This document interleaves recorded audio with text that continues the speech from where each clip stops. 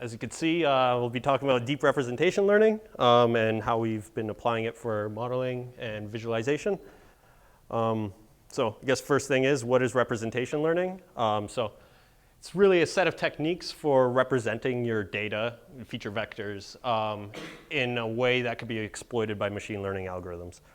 So some common examples are PCA, SVD, sparse coding, k-means, transformations, matrix factorization, latent variable models, all the many different types, and deep learning, which includes neural networks, autoencoders, like recurrent neural nets, convolutional nets. It's a big family. But so that's the idea. So what's the point of doing learning representations? Well, feature engineering is a bit of a pain. Like the typical feedback loop is you sit there and like think of, oh, okay, what kind of features do we need for this task? Get together with experts, try to come up with features. You then construct those features on your data. Then you apply them, evaluate them with cross-validation on your models. And then you realize, wait, these features aren't that great. We probably need to make more. And you just keep doing that until you run out of time or funding or you get a good enough model. So in a way, when we're doing feature engineering, we're actually an algorithm that's trying to learn what is the best representation of our data for a certain task. Wouldn't it be great if we could learn that through an algorithm? So yeah, can we do better? Can we learn a feature representation from our data? Something like that. Take some raw data, sprinkle a little bit of magic, and then you do what you actually want to do. So there's been a lot of recent work with deep learning that has made progress towards achieving this. One of the big things is representation learning has pretty much thrown away all the feature engineering and image recognition and just blowing everyone away with state-of-the-art results. Audio processing is doing very similar, except I don't understand it, so I won't even get there. And these methods are secret sauce to a lot of NLP applications. So if you know word2vec and like word vectors, that's representation learning. And it's also becoming very, very powerful in reinforcement learning and like the goal of like proper AI that could learn by itself. Yeah, so AlphaGo, if you're familiar with AlphaGo that recently beat Lee Sedol, representation learning was a little bit of that, where it was learning representations of the board state and how to represent that in a way that you could compute over. So it's first, let's just go into what deep learning actually is. So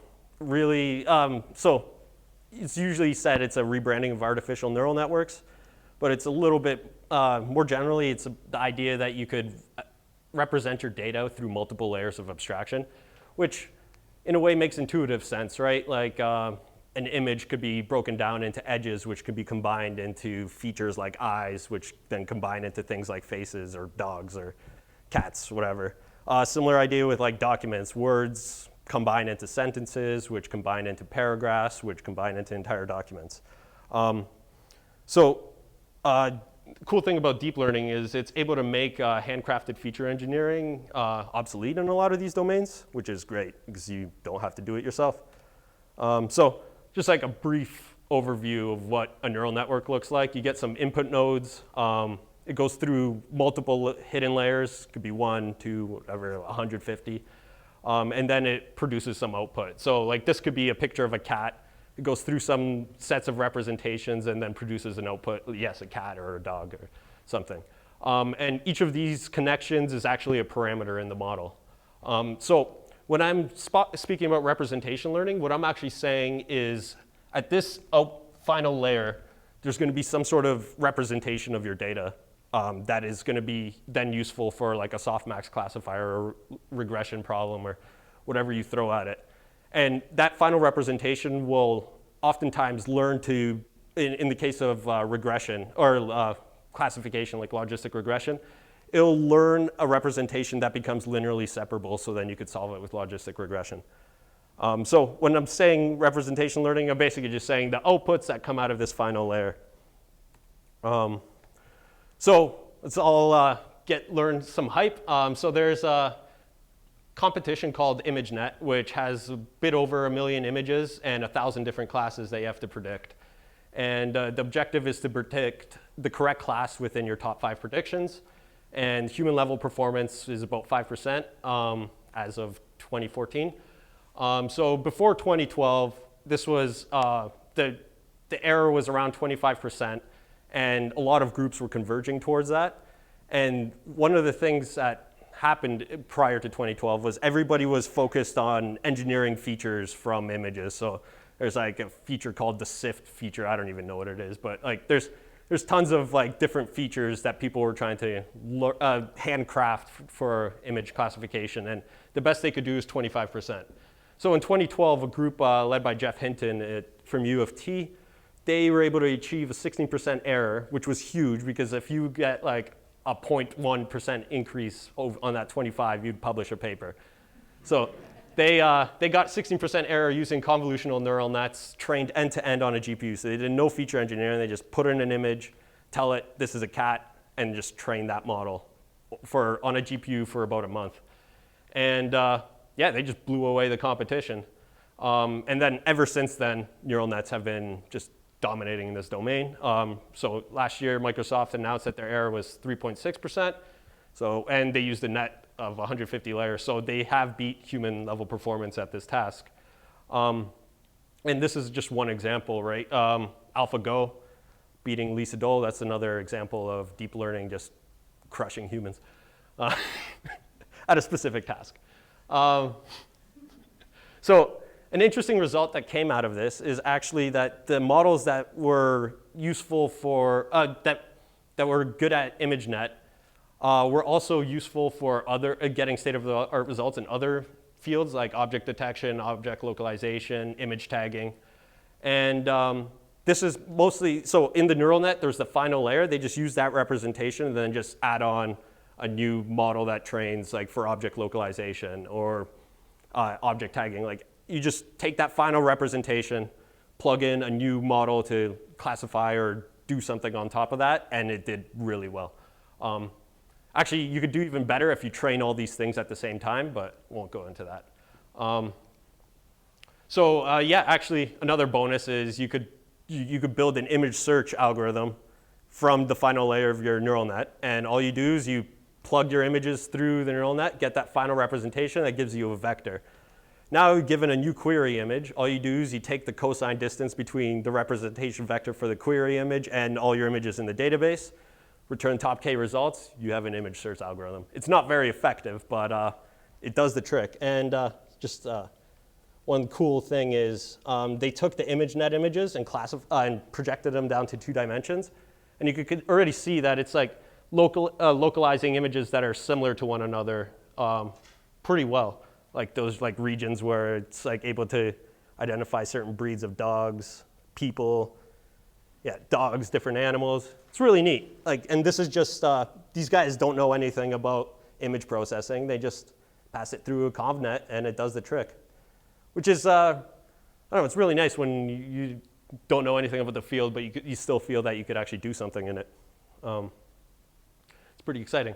Another really cool thing that comes out of this is, so you take the final representation of the image and you feed it to a model that learns how to generate captions for the images. And these are captions that were generated by that model.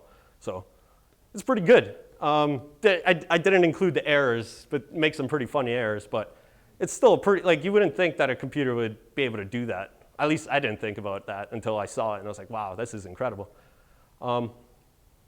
So yeah, let's just move on to NLP and how we can make an impact there. So a typical NLP task revolves around like, well, I say typical, it's more like the traditional NLP approach was like you get n-grams, throw it into a bag of words, maybe TF-IDF if you're being fancy, and pass that into a classifier or for whatever you need to do with it. So there's a couple of problems. How do you know that 2 words are similar? If they're both a one hot encoded vector, everything is the same distance from everything else. And what about phrases that have same meanings but do not share any meaningful words together? So like a drop in the ocean, small proportion of the whole, tip of the iceberg. These all mean the same thing in the context, but there's only one word that's in common, it's the, and that's not gonna really tell you anything that these phrases are similar.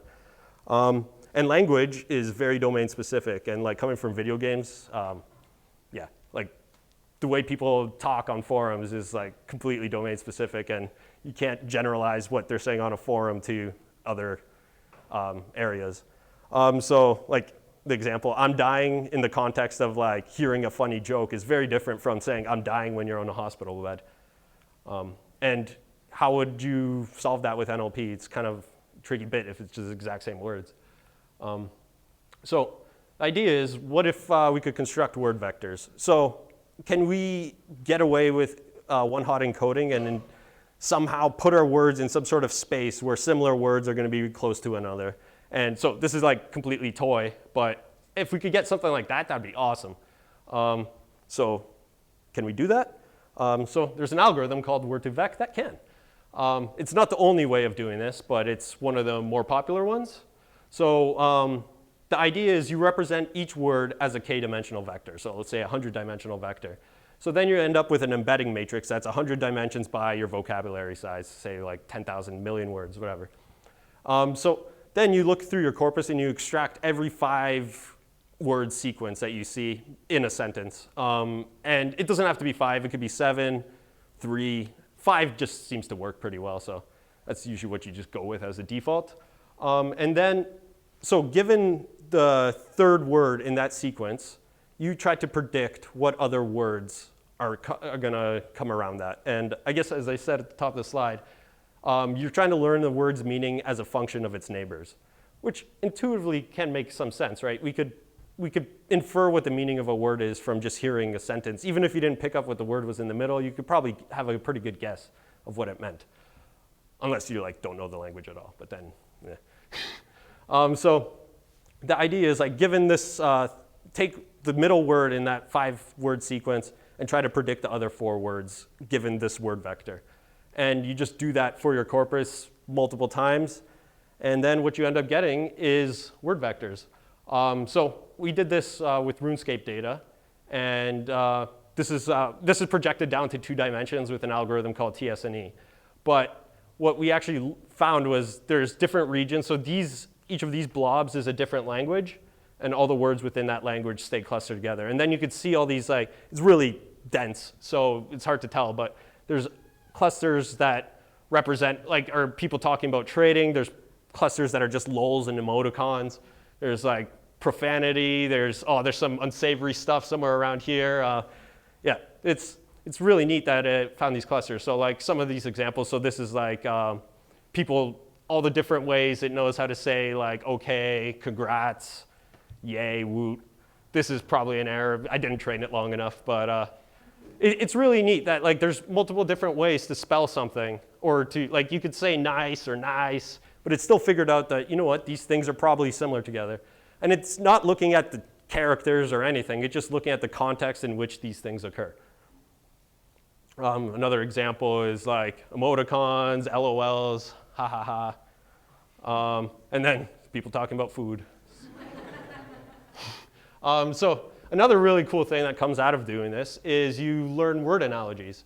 So you can take these word vectors and then apply mathematical just algebra to them, and you get interesting results. So the classic example from the paper that first talked about this was you could take the word king, subtract the vector for man, and add the vector for woman, and that results in a vector that's very close to queen, which is like, wow, that's cool that happened. More specifically, it's if you take like man minus woman, king minus queen, or uncle minus aunt, those are all going to be a similar vector. It's as if these word analogies are being captured by these difference operations. And the model was never actually told it could do this or how to do it. It just happened, which is really cool. So this is unrelated, but somebody did this with faces and did the same thing. And so there's like a very visual representation. So I found this cool. You take a man with glasses, subtract a man without glasses, and add a woman without glasses, and it generates women with glasses for you. It's as if, and so this is happening on the latent representation space, and then it's generating this image out of that representation through a generative model.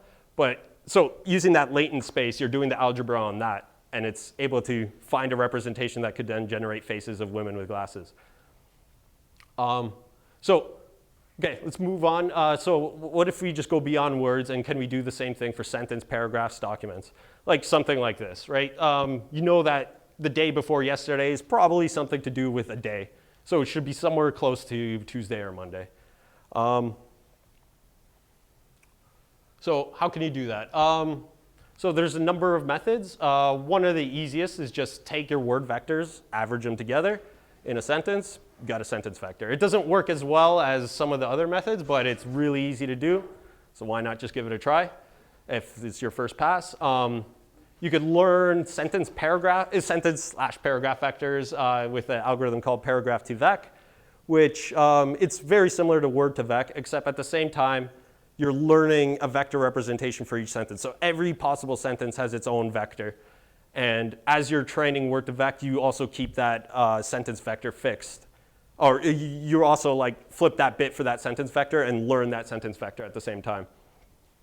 And then when you're doing inference, you fix the word vectors and just do backpropagation on your sentence vector, and that's how you could do inference. It's a little bit more computationally expensive, but it's been shown to be better in practice.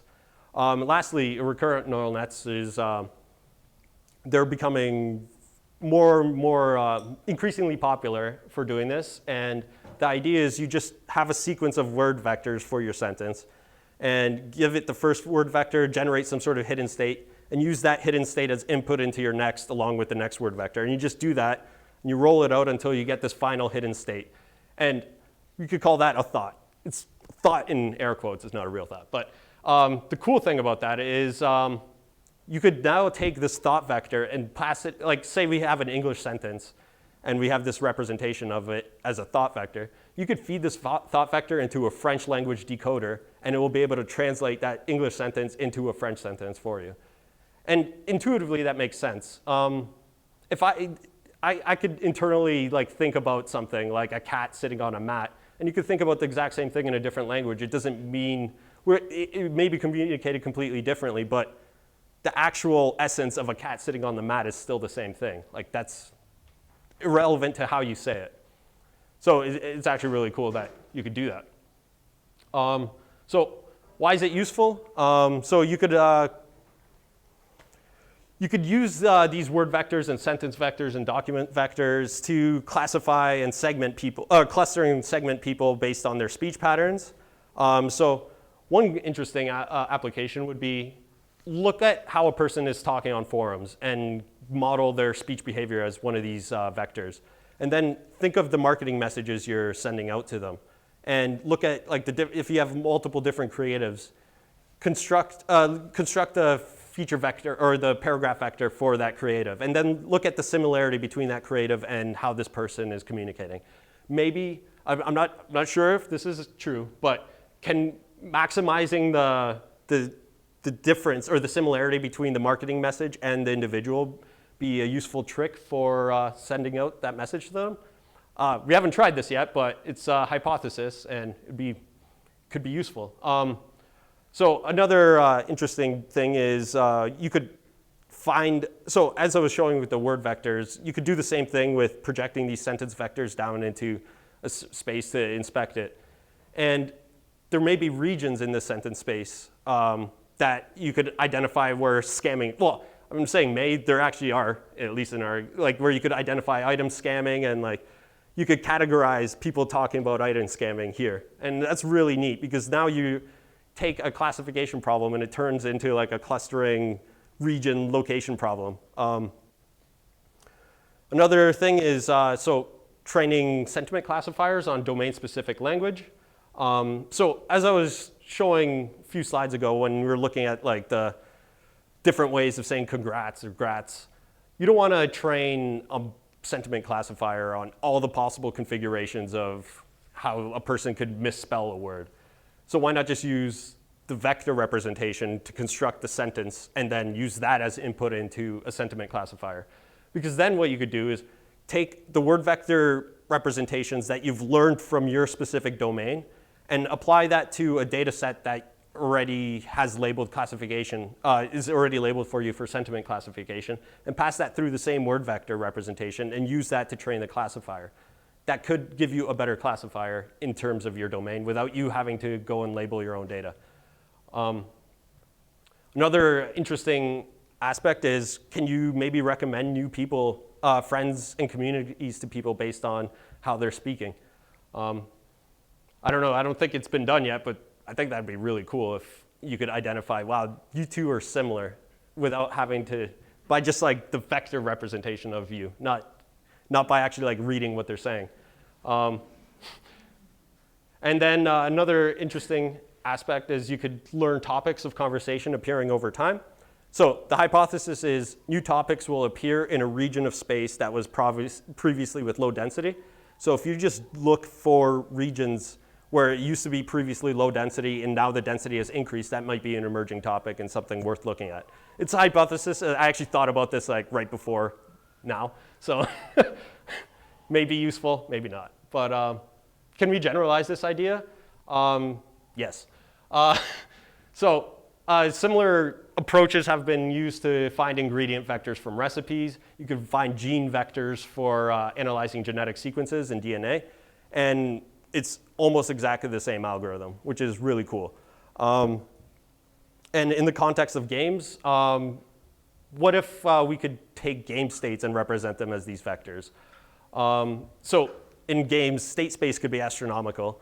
And state vectors could let us characterize this state in a way that you could calculate distances between these states. An AI could exploit, it could just pick up on it. It could use that state vector as a basis for deciding which actions it should take rather than have to look at the original state, which maybe have multiple different types of data.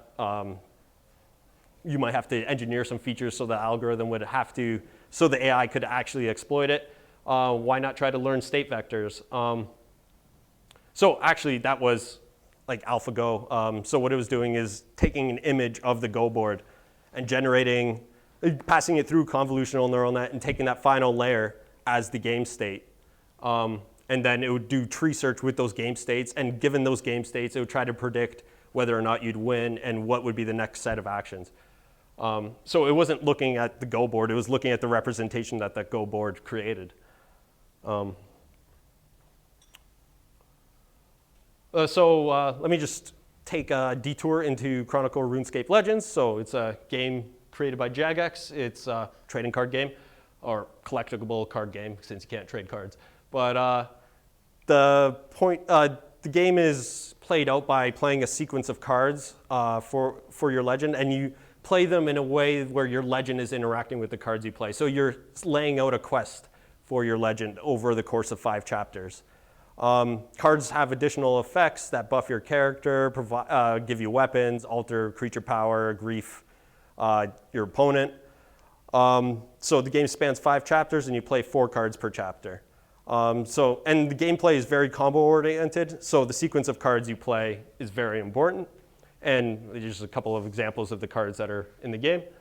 What we want to see is, can we learn card vectors? Instead of having to figure out how do you see if this card is similar to another card, like parse the text on the card and manage its effects through whatever game state it wants to give us, why not just try to learn card vectors by seeing how they're played in the wild? So the idea is, over every chapter, you have up to 4 cards that are played. So each of those cards, just grab one of those cards and try to predict the other 3 cards that were played in that chapter. And just do that for all your players over all the games you've seen so far. And it actually worked really well. Cards with similar effects cluster together, legend-specific cards cluster together, and common cards that combo well with legend cards tend to be in regions around the legend. And so there's a visualization of all of our cards as of a few weeks ago. And the algorithm didn't know anything about the different legends. I just colored this in after the fact. And so each of the colors is a different legend, and white is common cards. And it actually found these clusters by itself. And so legend cards stick together. And then cards that, like, these cards are focused on like armor building, and this is an armor building archetype. This is a pretty deadly combo. This is a new legend that came out too, so I don't think it had enough data to pull that there yet. But this is like a deadly combo that came out. This is a card that's used for trolling your opponent, so it's actually in other people's hands, and it's very similar to another card, Tainted Cabbage, which is kind of hard to see. But it's really, you could also see like all the common cards that work well with Legends. And it's just great that this learned it by itself. Nobody ever had to tell it anything. So we tried another thing. Why not try to construct deck vectors? So similar to an algorithm of paragraph to vec, we created a vector representation. So for each of the custom decks that players created, we ignored the basic decks. So a cool thing that came out was deck vectors, again, clustered around their archetype. Decks that had similar playstyles from different legends also clustered together. So you could have two different legends that are trying to play by the same strategy, and those decks would actually be in a similar space, even though they might not even share all the common cards. Metas within each of the legends appeared, so like different play styles for each of the legends show up as subclusters. And then we could also use deck vectors for other ML tasks like matchmaking, assessing quality, recommending cards to players, and predicting whether or not someone will churn. So these could be passed as features into another algorithm. And so that's the visualization of the deck space. And so the size of the point here represents the win rate of that deck. And yeah, you can see that like this is a common build around buffing your character and just trying to survive until the end so you could crush your opponent. These, like you could see the little clusters that appear for different metas. And yeah, it's kind of looks a little bit pretty too, but I'm not an RC guy, so I don't know. It's my opinion. But yeah, another cool thing about this is it's kind of hard to show in the demo because it's at work, but this is actually written in bokeh, so you could hover over one of these points and it'll give you a pop-up of all the cards that exist, the win rate, who the deck belongs to, the cards, I already said that, and some other, like how many times it was played, just some summary statistics, so you could explore this space visually. So we actually took that a little bit further and turned it into a data product that is being used by our game devs. So this actually just started off as just something just to see if it worked. Like, didn't really expect to have anything come out of it. It was just, let's have some fun. And we showed this to the game devs, and they found out it was actually a really good interface for them to explore the decks as they appeared, investigate game balance. So we used an application called Bokeh. Well, it's a library, a Python library for visualization. And if you're familiar with Shiny and R, it's very similar. So you could build up a web app really quickly. You could interact with it. And nice thing about Bokeh is it lets you embed JavaScript that lets you like do hovers and other things to get data and explore it. On top of that, we built some clustering tools. So the devs could be like, give me all the clusters in one of the legend archetypes. Just show me top 5 clusters that appear. And then you could hover over the clusters. You could see the common cards of that cluster, some summary statistics on the cluster. What is the average win rate? Yeah, like how many times has that cluster been played or observed? And it's actually being used now to identify balance issues in the game, identify how players are playing the decks. So sometimes the players will play completely different from how the devs intended. So it's good to show that. When I first showed this to them, we found like a pretty big balance issue where everybody was converging towards like this ultimate play style. So that was quickly nerfed. Yeah, and yeah, as a bonus, it only took 350 lines of Python, which is always nice if you don't have to write a lot of code. So we're just gonna move on and go towards some blue sky thinking. So really, like I've barely touched, like yeah, I haven't even got into all the powerful things you could do with learning vector representations. It's currently really huge on research, and if you're at all interested, read up on it and get involved because you could probably get published. It's that new. Most of the papers being published are from like 3 to last year to this year. So one of the things I'd like to explore is, can we learn player vectors? So characterize each player as a vector and then take a model that takes a sequence of actions that they took and then the environment that they were in and try to predict what is the next action that they would do. And just kind of let that roll out until you learn these player vectors. And then maybe you could apply it to clustering in a better way than every time I've tried clustering, you have to learn some sort of obtuse distance metric or do some trickery to try to get it to work so that like Euclidean distance works, or yeah, it's just a pain. Maybe this way could let you get around that and just use cosine similarity. I mentioned before you could learn state, it'd be interesting if you could learn state vectors for different configurations of the game, and let an AI agent use those state vectors to choose which actions it should take to maximize the reward. Like I mentioned, that is something very similar to what DeepMind was doing with AlphaGo, and even their Atari Q learning algorithm does something similar. Some more blue sky. You could use neural networks to learn art styles and generate in-game art. I don't know if anyone has seen this before, but this is a cool library called Neural Doodle. So this is like, you could draw a picture like that, and then a neural network will just make it art for you. It's really cool. If you haven't seen Deep Forger, I would highly suggest it. So one of the cool things you could do is you could learn Van Gogh, and so this synthesized image was turned into a Van Gogh by learning a Van Gogh art style. And similarly, this Van Gogh was turned into a real life image by mimicking this art style. And the way this was done was by learning a representation of that art style and then taking another image and trying to minimize the distance between that art style and the image. I'm hugely glossing over the details, but if you want, just check out the paper. It's really cool stuff. So actually, I think that could be useful in games for generating in-game art. If you have a small team and a concept artist that wants a certain style, but you don't have enough people to fund, why not let a neural network learn its style and start generating art for you on like some basic canvases? It might be useful. I don't know. Give it a try. Another interesting aspect would be, can we train AI to play like other players? Rather than train AI through Monte Carlo tree search, why not let an AI learn from other players' style? And then you could do things like play an esports player, even though they don't have the time to play you. You could play the AI that plays exactly like them. Maybe you could do, yeah, that's one example.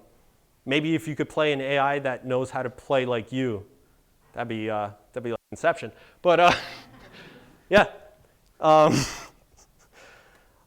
Maybe, so one of the things that's interesting to me is moving on beyond A/B testing. I could rant about A/B testing for a while, but the idea is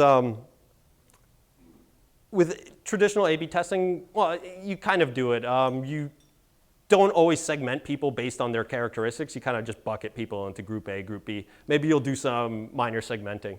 But there's actually a class of algorithms called multi-arm bandits that could handle such cases. And building off of that, there's contextual multi-arm bandits, which take context, as in your feature vector for a player or the environment that you're in. And the contextual bandit decides which group they should be in. And it's more of a Bayesian model, and there's some differences with A/B testing, but I think it could be a very powerful approach to automatically learning, automatically delivering people towards the content that is more relevant to them. And another interesting aspect is entity resolution from different data sources. One of the things I didn't really mention here is the results that have been recently published on shared representations. So one of the cool things you could do is you could take images of cats, and those produce a vector representation for those images. One of the things you could do while doing that is you already have a word vector for a cat. Why not add a constraint to your model that these representations have to be very close to the word vector for cat? And the model will learn that. And then when you project these cat images, they'll center around the word cat. But then what happens if you give it an image it hasn't seen before, say a truck? It hasn't seen a truck, but you know the word vector for truck, so there's some space where truck will appear.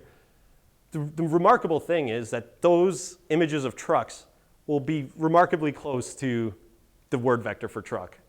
So it might be like around the automobile area, and it won't get it exactly right, but it will get it spookily close. It's as if the algorithm learned that, I've never seen this before. I don't know what to call it, but it should be somewhere around here, based on just the constraint of learning a shared representation for the things that you do know. Another result from that is they took word vectors of words in Chinese and word vectors for words in English, and they added the single constraint that the words that we do know in Chinese and the words that we do know in English that map to each other, those two have to have the same shared representation. And then a remarkable thing was words you didn't know were similar also had a similar representation. And it was, now those types of ideas are being used in machine translation. So the idea of entity resolution from different data sources is you might have multiple different data sets. You might have got it from an external source. And you have to try to identify, is this user this other user? Why not try to learn a shared representation for the few users that you do know? Maybe the ones that you don't know are similar will also be in that similar region. I'm sure other companies are doing that, but I think that's a cool application you could look into. So there's the rub, though. This isn't a panacea, and there's still many open problems. So first of all, how do you actually interpret these vector representations? Like regression and decision trees, when you apply them in practice, at least the results you get are interpretable, and you could tell your boss, hey, an increase in retention, or like an increase in activity by a day increases the likelihood that they won't churn by whatever, some value. But what does it mean for a cat to be a vector of -1 and 2?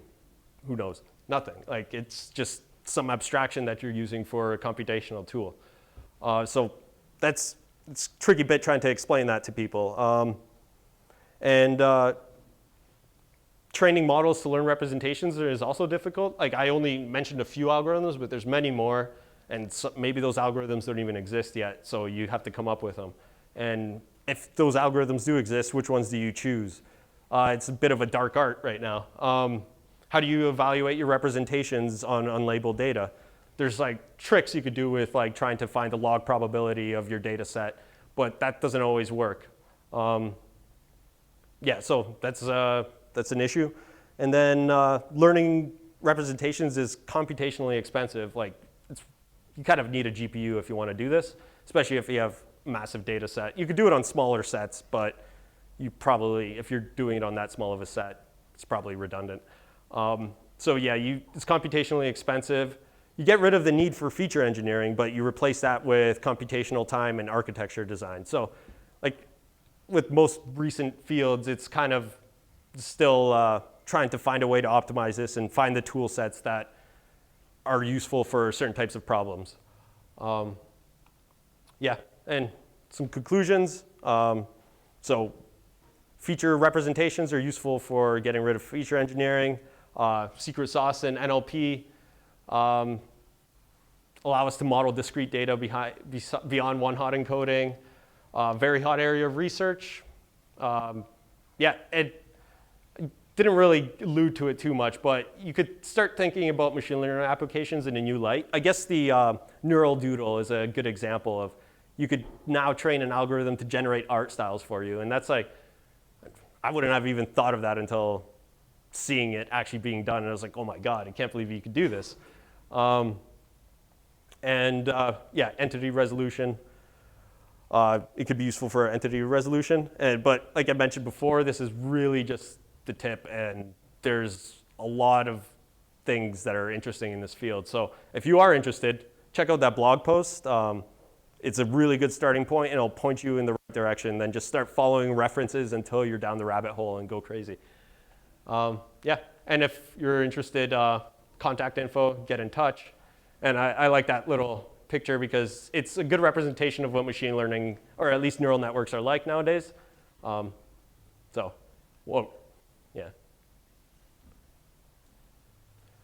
Yep, and if you want references, I have them at the end of this slide, but I could just share the slides with people later on. Yeah? Perfect. Does anyone got any questions?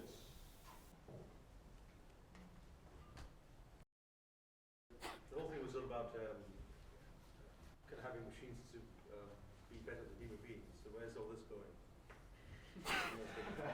It's a good first question.